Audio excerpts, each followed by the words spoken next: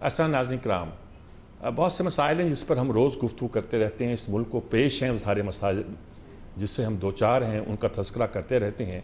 और कभी कभी तो ये अंदाज़ा होता है कि सुई एक ही मरकज़ पर घूम रही है। आज बहुत सी ख़बरें हैं, अंदाज़ा हो रहा है शायद IMF के साथ कुछ मामला बन गया है, कुछ तय हो गया है। लेकिन ये बात भी साफ नज़र आती है कि IMF के साथ कुछ शायद हम बहुत बड़ा एक तीर मारने वाले नहीं हैं। हमने जो प्लान बी बनाया हुआ था या सोचा हुआ था, हम या अपनी मईशत के हवाले से जो हमने अपनी तय किया हुआ था कि हम कुछ करेंगे, उस पर भी अमल कर रहे हैं। लेकिन उसके साथ कुछ मामलात ऐसे हैं जो अदालतों में चल रहे हैं। वो तो गैर मामूली बातें हैं।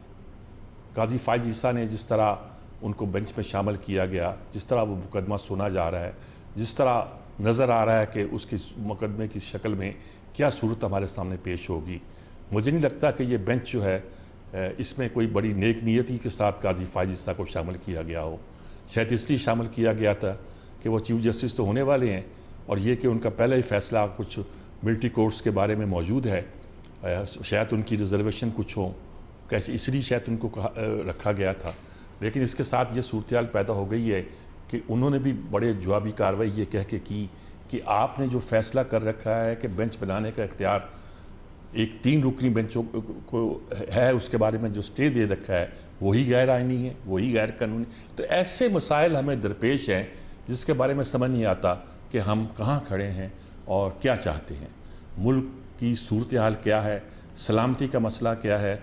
उधर मोदी ने बयान दे दिया है, मोदी ने नहीं, मोदी और अमेरिका के जो हिंदुस्तान की मुलाकात मोदी के दौरे पर हुई है, उसमें जो जॉइंट कम्युनिके आया है, उसमें टेररिज्म के हवाले से पाकिस्तान का तज़किरा भी आ गया है। ये सारी बातें हैं, ख़ास तौर पर ये 3 जिनका मैंने तज़किरा किया है, जो हमारे मुल्क के हवाले से बहुत से सवाल उठाती हैं। मेरे साथ एक बहुत अच्छा पैनल मौजूद है आज। एक तो बहुत दिनों के बाद हमारे साथ शामिल हुए हैं मुनीब फ़ारूक साहब, और मुनीब फ़ारूक साहब के बारे में मैं सिर्फ इतना कहना चाहता हूँ कि वो चंद लोग हैं, ख़ास तौर पर कानून के हवाले से, जो इतनी सहाफ़ियों में जो इतनी गहराई के साथ तज़िया करते हैं। मैंने इनका पूरा कैरियर आगाज़ से लेकर आज तक देखा है। बहुत कम लोगों ने प्रोफेशनली इतनी कम तवाज़ुन के साथ अपने नज़रियात को कायम किया है, तरक्की की है। खुदा उन्हें और आगे जाने की तौफीक अता करे। साबर शाह साहब हमारे साथ मौजूद हैं, मुझे अभी बताया गया है, वो भी हमारे साथ मौजूद हैं। और उनका तारुफ मुजाहिद बरेलवी हमारे बहुत पुराने साथी हैं, मुजाहिद भी हैं, बरेलवी भी हैं, और समझते हैं जब मैं उन्हें बरेलवी कहता हूँ तो उसका मकसद क्या होता है, मतलब क्या होता है। वो भी हमारे साथ मौजूद हैं। सबसे पहले मेरा ख्याल में सब्जेक्ट ऐसा है, 3 मैंने गिनवाए हैं, लेकिन मुनीब साहब मैं पहले आपसे ही कहूँगा, एक तो मैं आपको नई असाइनमेंट पर मुबारकबाद देता हूँ, दूसरा मैं आपसे पूछना चाहता हूँ कि ये कोर्ट्स के मामलात हैं, मईशत पर भी हम बात कर लेंगे, सिक्योरिटी पर भी बात कर लेंगे, ये कोर्ट्स के मामले आपको क्या नज़र आ रहा है इस वक्त? आप खुद जायजा लें तो इन 75 सालों के अंदर हमारी जो मुल्क की तारीख है अदालती और निज़ाम कानून या निज़ाम इंसाफ की, वो कोई अच्छी तारीख नहीं है, वो बड़ी चेकर्ड हिस्ट्री है। ठीक है। और वो नहायत ही बदनाम हिस्ट्री है। लिहाजा जो आज हो रहा है उसका जो DNA है या उसका जो बुनियाद है, वो बहुत पहले से हमारे राष्ट्रीय निज़ाम के अंदर मौजूद है।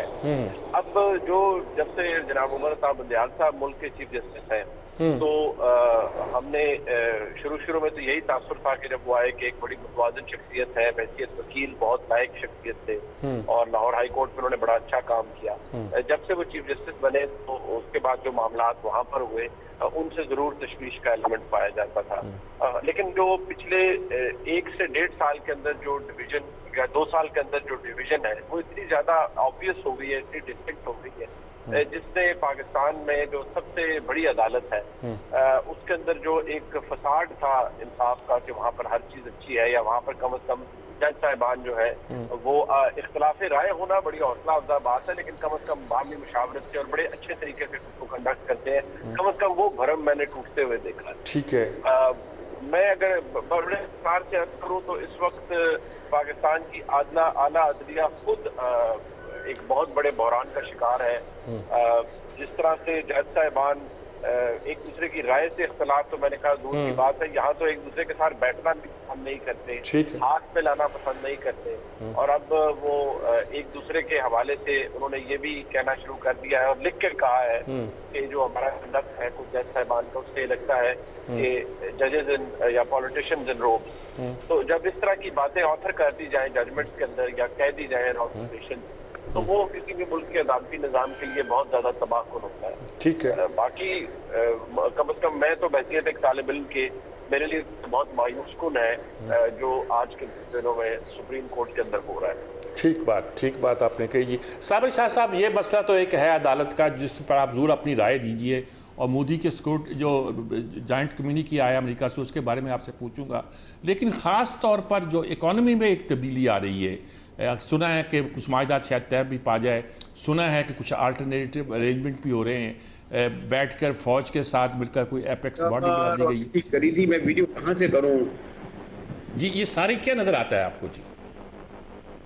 سجاد میر صاحب، گزارش یہ ہے کہ یہ جو فیسیلیٹیشن کاؤنسل بنی ہے، یہ کاؤنسلز اور کمیٹیز نے آج تک کچھ نہیں کیا. دیکھیے ان میں سوائے شہباز شریف کے شاید ہی کوئی آدمی ہو جس نے زندگی میں کبھی انڈسٹری لگائی ہو اور اس کو چلایا ہو.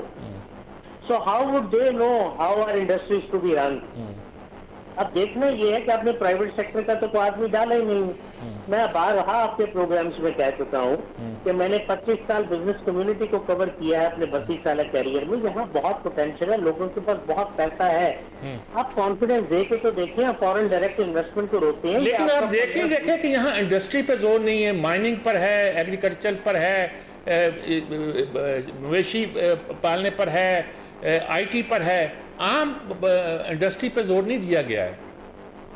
جی حالانکہ انڈسٹری کا آپ کے پاس انفراسٹرکچر کافی حد تک موجود ہے، لوگوں کے پاس ایکسپرٹیز بھی ہے مائننگ کے لیے، اور یہ پہاڑوں کی کھدائی یا ریکوٹنگ وغیرہ کے لیے آپ کو بڑی ایکسپینسو مشینری اور ایکسپرٹیز امپورٹ کرنی پڑتی ہے for the purpose of exploitation. Same goes for oil and gas. اس میں تو آپ کو بہت انویسٹ کرنا پڑے گا. آپ ضرور کیجئے، آپ کے یہاں لوگ موجود ہوں گے جو تھوڑا بہت علم رکھتے ہوں گے، لیکن جو چیز موجود ہے اس میں تو کیجئے. کہ آدمی کی ایک انڈسٹری ہے وہ زیادہ نہیں لگانا چاہ رہا، تو چیف آف دی آرمی صاحب اور چیف جسٹس انہیں کہیں، پرائم منسٹر کہیں کہ پلیز آپ ایک انڈسٹری اور لگائیں، 1000 آدمی کو نوکری دیں. 1000 نوکری کا مطلب ہے 60,000 لوگ کھانا کھاتے ہیں ایک نوکری، ایک مل کی وجہ سے. پھر یہ کہ آپ ایکسپورٹس کو روکتے ہیں. سر انڈسٹریل آؤٹ پٹ ہی کوئی نہیں ہے تو ایکسپورٹ کہاں سے ہوگی؟ آپ ریمیٹنسز پہ زور دیں. انڈیا کی $111 ارب کی ریمیٹنسز ہیں، آپ کی 25-26 ارب ڈالر کی ہیں. مقابلہ تو کوئی نہیں، لیکن ایپل ٹو ایپل کمپیریزن کرنے کو دل چاہتا ہے نا. ہم ایک ہی دن تقریباً آزاد ہوئے تھے، وہ ایک دن لیٹ آزاد ہوئے تھے. ملائیشیا کو دیکھیں، کوریا کو دیکھیں، چائنا کو دیکھیں، ان کنٹریز کو دیکھیں، سنگاپور کو دیکھیں. انہوں نے آپ کے بعد آزادی حاصل کی، لیکن آپ اتنے پیچھے کیوں چلے گئے ہیں؟ مسئلہ کانفیڈنس کا ہے. آج بھی اگر $20 ارب انجیکٹ کر دیے جائیں اس نولی رنگڑی معیشت میں، یقین کیجئے خاطر خواہ نتائج اس وقت تک نہیں آئیں گے جب تک پیسے والا آدمی کانفیڈنس نہیں رکھے گا اکانومی کے اوپر اور اکنامک وزٹس کے اوپر. اب دیکھیے اکاؤنٹنٹ اکانومی چلا رہے ہیں، کوئی ڈگریز لے کے آ گیا باہر. یہاں ڈگریز نہیں چلیں گی، کتابیں پڑھ کے نہیں چلے گا. یہاں سیدھے سولوشنز ہیں. Every should be paying a tax.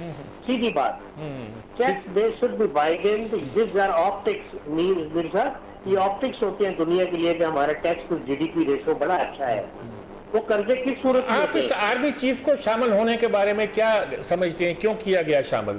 کیا دنیا کو تاثر دینے کے لیے انویسٹرز کو کہ اس کی گارنٹی موجود ہے، ہم نے مساق معیشت نہیں کیا تو کم از کم آرمی کو آن بورڈ لے لیا ہے اور آپ کو گارنٹی ہے کہ آپ کا سرمایہ سیف ہوگا؟ انویسٹمنٹ مانگ رہے ہیں.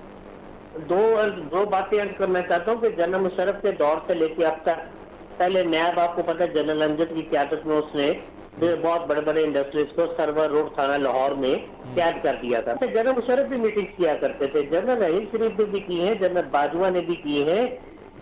تمام آرمی چیف ملاقات کرتے ہیں، لیکن یہ تو پہلی دفعہ نہیں ہوگا. لیکن خالی ملاقات سے تو سر کچھ نہیں ہوگا نا. آپ کو یہ گارنٹی دینی ہوگی کہ جس ملک کا کورٹ سسٹم اچھا ہو، عدالتی سسٹم، وہاں انویسٹر آتا ہے. یہاں لمبے لمبے اسٹیز مل جاتے ہیں اور بہت سارے خرابیاں ہیں، تو لوگ یہاں کیوں انویسٹ کریں گے؟ پھر انہیں کہیے کہ دوسری بات ہے میثاق جمہوریت یا میثاق معیشت. They do not have a constitutional cover. Mir صاحب कॉन्स्टिट्यूशनल कवर किन चीजों को है, मतलब आप इलेक्शन ही नहीं करवा सके 14 मई को, पूरी सुप्रीम कोर्ट बैठी हुई है आपके सामने, एक नया मुकदमा सुन रही है, तो कॉन्स्टिट्यूशन भी आप रिस्पेक्ट नहीं करते, you abrogate the constitution eight will whenever you want it. कभी सजा किसी को होती है, ठीक, आप ठीक कह रहे हैं, ये बात भी सामने आ गई। मुजाहिद बेली साहब, ये दोनों मसले आपके सामने हैं, अदालत का मसला भी आपके सामने है, मईशत का मसला भी सामने है, और सलामती का एक तीसरा मसला भी पैदा हो गया है, जिस पर मैं चाहूँगा कि उस पर भी आप तवज्जो दें और कुछ हमारी रहनुमाई करें। वो जो कम्युनिके आया है अमेरिका से, मोदी, और उन्होंने हमें दहशतगर्द बना दिए यार, हम लड़ते रहे जिनकी खातर वो रहे वजू करते, तो ये सारा क्या नज़र आता है आपको सारी सूरत सारा जो सब ये तो बड़े बड़े मसाइल हैं, सीनियर लोग हैं जो लोग गुफ्तगू कर रहे हैं, वो एक पहले एक जो मौजूदा सूरत हाल पर आप इंजॉय करेंगे। फैज साहब ने कहा था कि सनम सिखलाएंगे राह खुदा, ऐसा नहीं होता, सितम सिखलाएंगे राह वफा, ऐसा नहीं होता। तो ये जो आपकी सिविल मिलिट्री इस्टेब्लिशमेंट जो इस वक्त जिस तरीके से ये राह दिखला रही है, तो इस पर क्यों ना गुफ्तगू की जाए।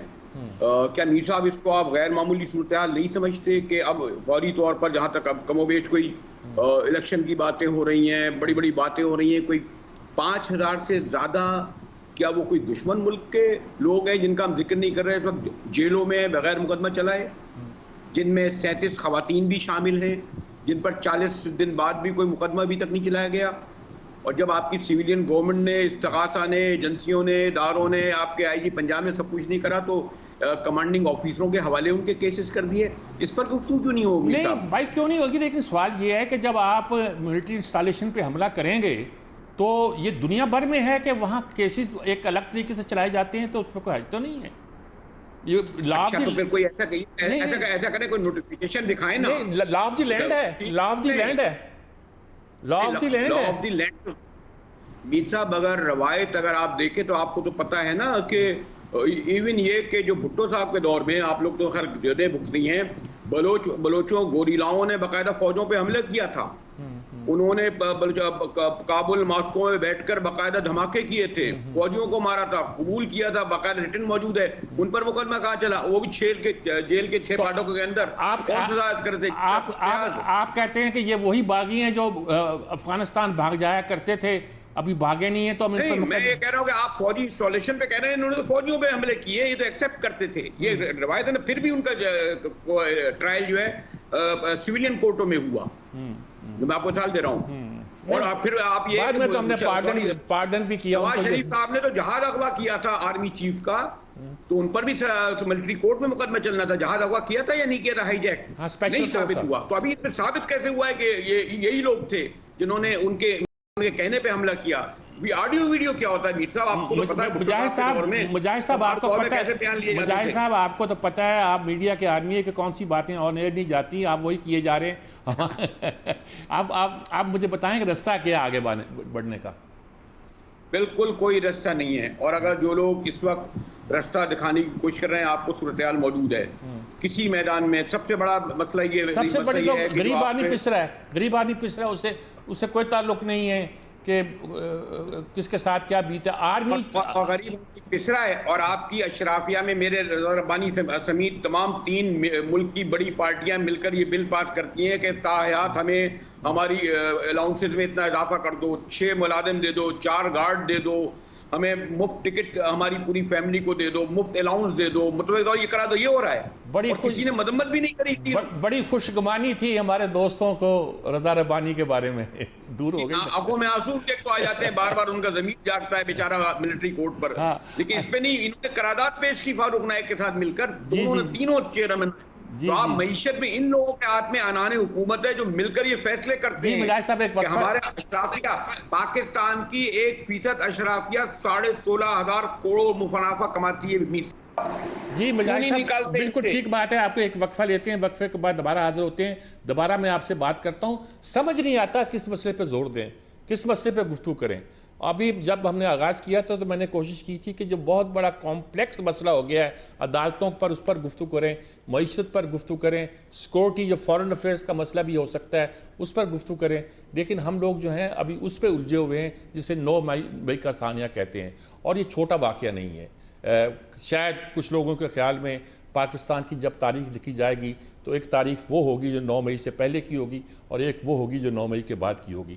اس کا کوئی مطلب جو بھی لے لے, لیکن اس طرح کے تجزیے بھی کیے جاتے ہیں. ایک وقفے کے بعد حاضر ہوتے ہیں.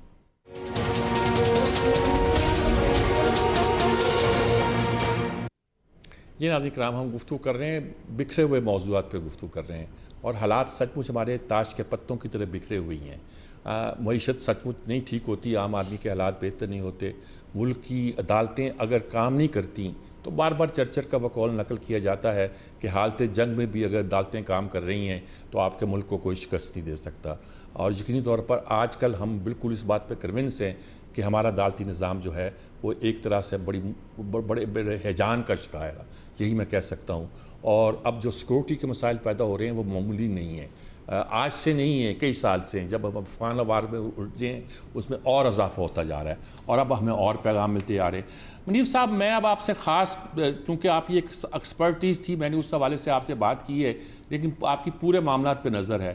آپ کیا سمجھتے ہیں کہ ہم کہاں پھنس گئے ہیں, کہاں کوئی راستہ نظر آتا ہے آپ کو؟ عام آدمی مانگتا ہے کہ اسے کوئی کھانے کو ملے جو نہیں ملتا, مہنگائی روز بروز بڑھتی جاتی ہے, معیشت ہمارے قابو میں نہیں آ رہی جی, عدالتوں کا یہ حال ہے. ہم کہتے ہیں کوئی ایک ادارہ نہیں ہے جو ٹھیک طرح سے چل رہا ہو, تو کیسے چلے گا ملک آگے جی؟ کوئی راستہ نظر آتا ہے آپ کو جی؟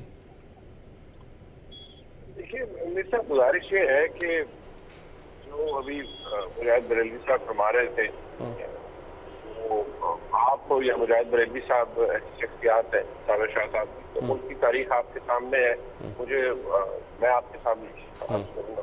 لیکن میں جو میرا بحثیت ایک عام پاکستانی اور بحثیت ایک طالب علم کے میرا جو اپنا نقطۂ نظر ہے وہ صرف ہے کہ اگر آپ نے پاکستان کے مسائل کو سمجھنا ہے یا تو اس ملک کے ڈی این اے کو دیکھنا پڑے گا. ٹھیک ہے, دیکھیے, ہم ایک نیشنل سیکورٹی اسٹیٹ تھے, ہم نیشنل سیکورٹی اسٹیٹ ہیں, اور ہم ایک نیشنل سیکورٹی اسٹیٹ رہیں گے.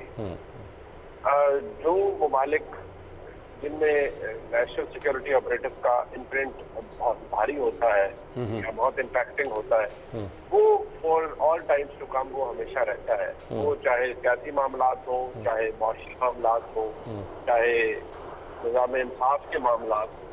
اب آپ اگر عدلیہ کو ہی لے لیجیے تو میں نے تو بحثیت ایک طالب علم اس پہ لکھا بھی ہے ریسنٹلی پاکستان کی آئینی تاریخ کے حوالے سے اور عدالتی تاریخ کے حوالے سے, کیونکہ پاکستان کی عدلیہ پاکستان کے اسٹیبلشمنٹ کا ایک ویریٹیبل عام رہی ہے, اور انہوں نے پاکستان کے اسٹیبلشمنٹ کے ساتھ مل کر منتخب حکومتوں کو گھر بھیجا, نکالا اور بہت کچھ کیا.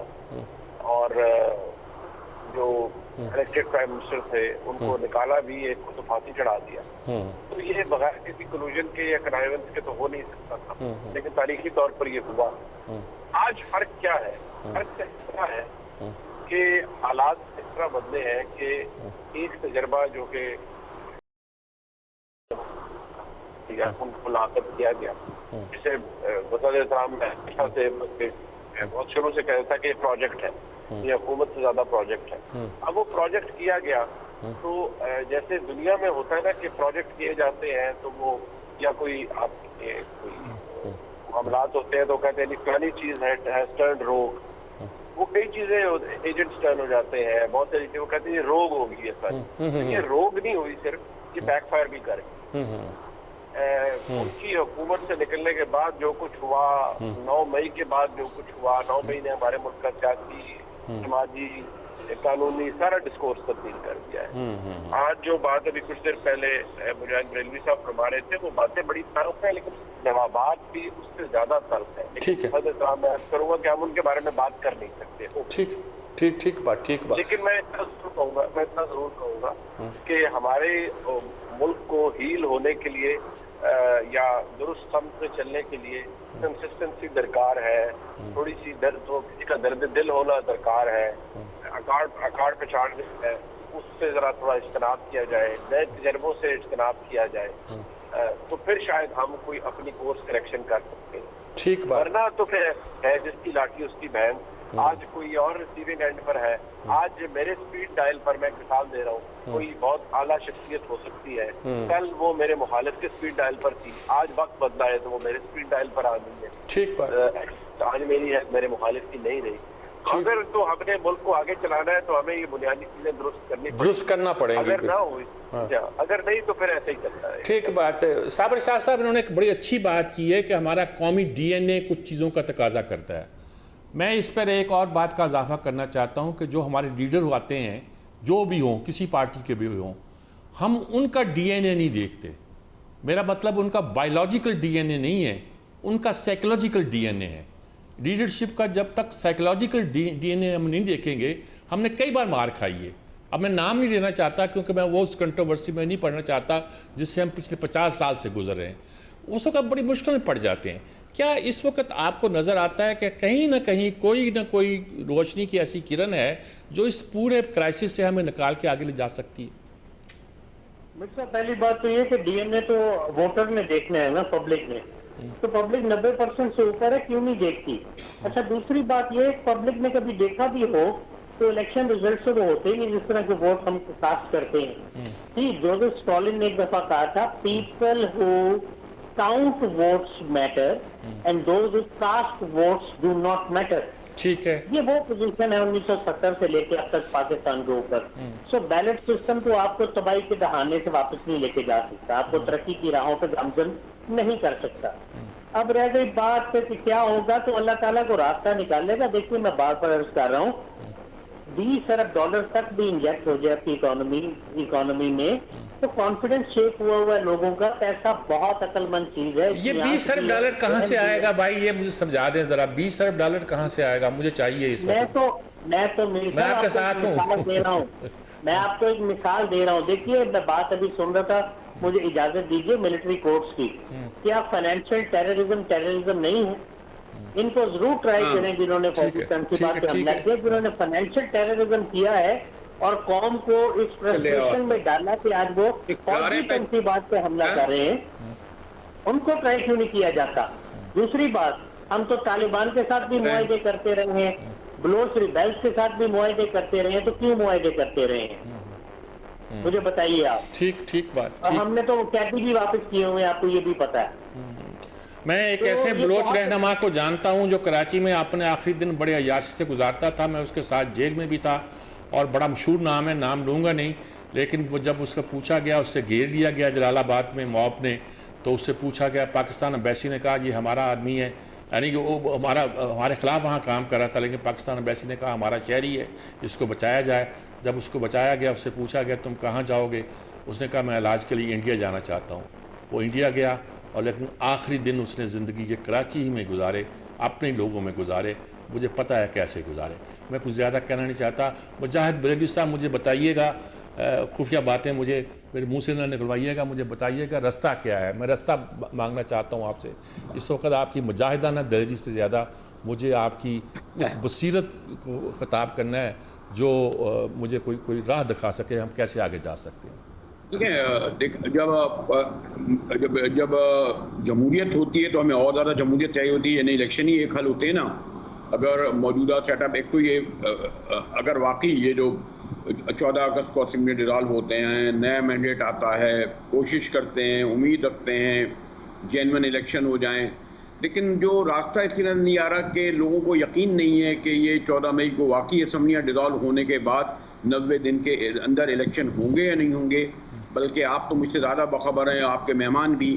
کچھ لوگ ذرائع کہتے ہیں کہ نہیں جی, اس وقت جو معیشت کی صورتحال ہے, لا اینڈ آرڈر کی صورتحال جو ہے, سیاسی عدم استحکام جو ہے, اور بہرحال ایک جو پارٹی اپنی جگہ موجود ہے وہ پھر میں اس پہ بہت ہی گارڈڈ لفظ استعمال کروں گا, وہ فنکشنل نہیں ہے, تو وہ کوئی الیکشن کا رسک لیا نہیں جائے گا. اور شاید 1 سال کے لیے کوئی جو, اور یہ بن چکا ہے, مشرف صاحب نے تو 3 سال کے لیے سیٹ اپ بنایا تھا اگر آپ کو یاد ہوگا, اور اس کو سپریم کورٹ نے انڈورس بھی کر دیا تھا.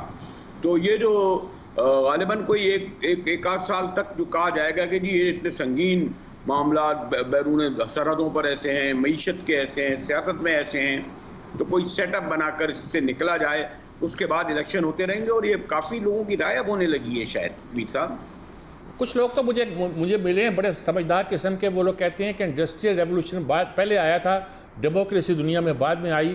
1924 تک تو عورت کو ووٹ کا حق یورپ میں بھی نہیں تھا, انگلینڈ میں بھی نہیں تھا. اس سے پہلے آپ کیا بات کرتے ہیں, ہمیں آپ معیشت ٹھیک نہیں کرنے دیتے اور الیکشن کا شور مچاتے ہیں. لوگ بہت سے کہتے ہیں تو لیکن بہرحال ساری باتیں ایک وقفہ لیتے ہیں، وقفے کے بعد دوبارہ حاضر ہوتے ہیں.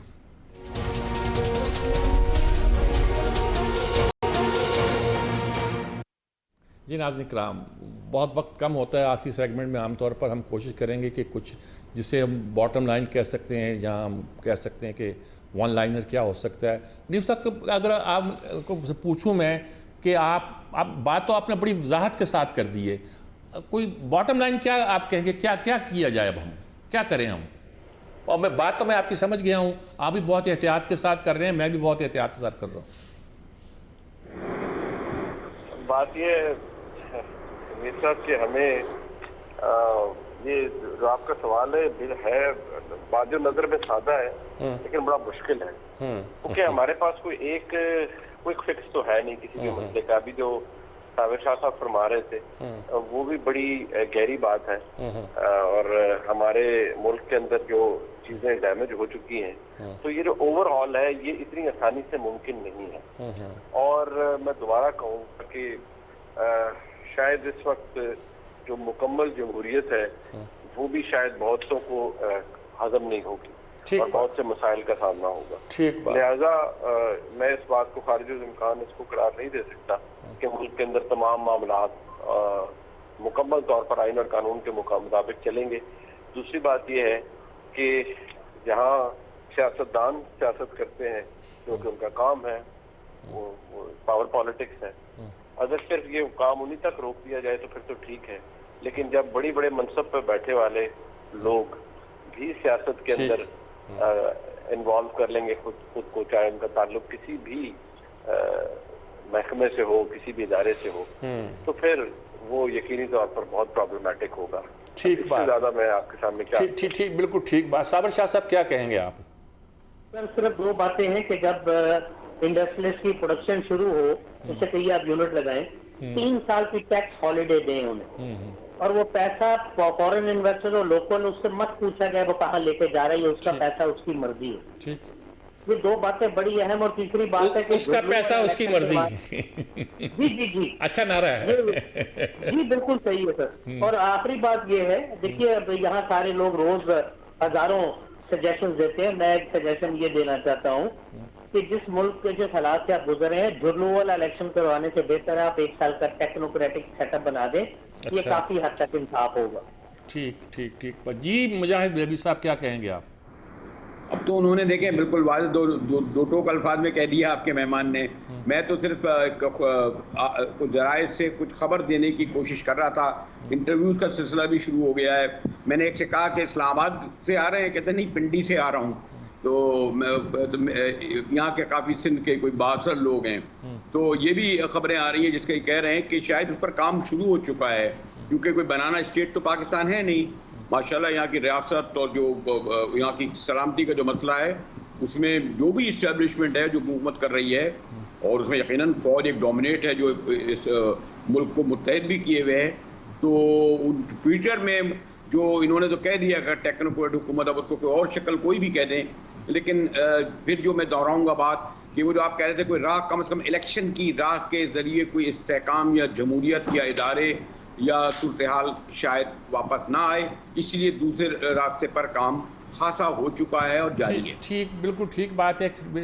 لوگ کہتے ہیں کہ لازمی نہیں کہ الیکشن نہ ہوئے تو بھی مسائل پیدا ہوں گے، ہوئے تو بھی مسائل پیدا ہوں گے. ان مسائل کو کیسے قابو کیا جا سکتا ہے، ہمیں اس پہ غور کرنا چاہیے، سوچنا چاہیے. اجازت چاہتا ہوں. اللہ حافظ.